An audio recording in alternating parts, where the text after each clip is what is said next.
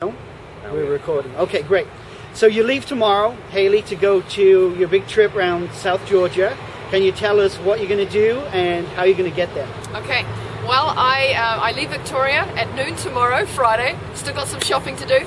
And I fly to Buenos Aires, spend a night. So Saturday night, Buenos Aires, Argentina. And then I head to Ushuaia, which is in Tierra del Fuego. I have 4 days in Ushuaia where I rendezvous with the support vessel, the North Hanger, and we're getting the North Hanger ready.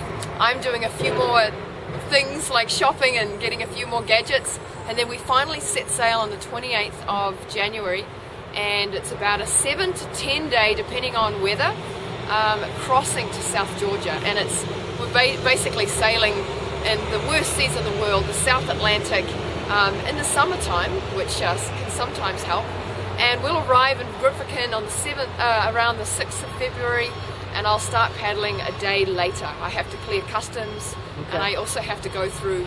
I've got to sit down with an officer and make sure that he knows that I know the protocol to travel around South Georgia safely and environmentally friendly. Okay, so that's pretty much it. Right, great.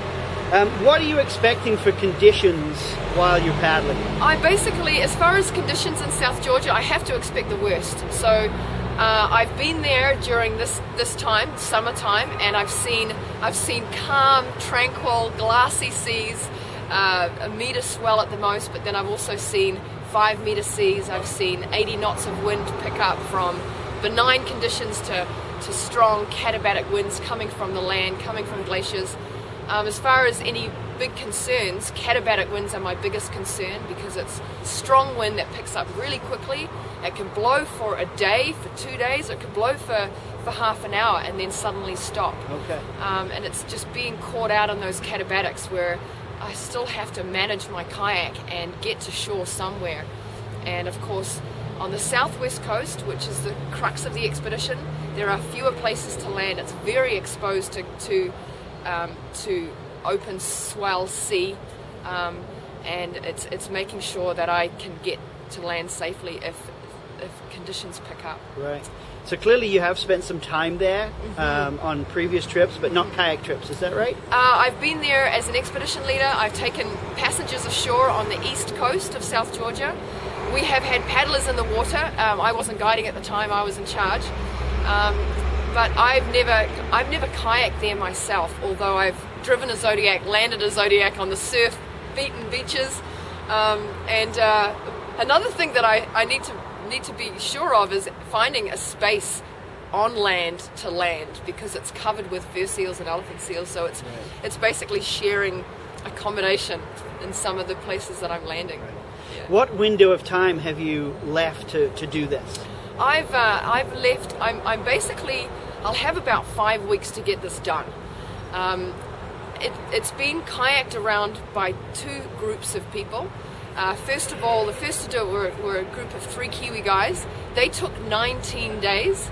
Then there was a group of Brits with 1 Israeli woman actually, and they took 14 days. So I'm expecting it's going to take me between 3 to 5 weeks. I would like it to take no longer than a month. I've got enough provisions to last me 5 weeks. Okay. And you're doing this for the albatrosses. Can you tell us about that? Yes, I'm working as an expedition leader on board ships taking guests to South Georgia, working with scientists and bird biologists. I've learnt and I've become aware of the albatross situation, which is we've got 22 albatross species, and a number of those albatross are becoming endangered and getting close to extinction. Because there's long-line fishing techniques, outdated long-line fishing techniques that are still being used. So thousands of birds are being accidentally hooked onto baited hooks from long lines and dragged to the bottom and drowned. And when you've got a unique species like the Campbell Island albatross, there's only 500 nesting pairs anyway. So when you've got an adult that gets hooked and drowns, there could be a chick relying on that adult, so that chick dies also. Yeah. So because albatross take a year to reproduce, they're a very vulnerable bird anyway, let alone, they're attracted to these baited hooks and they're becoming endangered. So they're a beautiful bird. They travel the globe 3 times in a year. Wow. And they're just magnificent. Only going ashore just to breed. The first 5 years of their life is sailing the seas and the skies.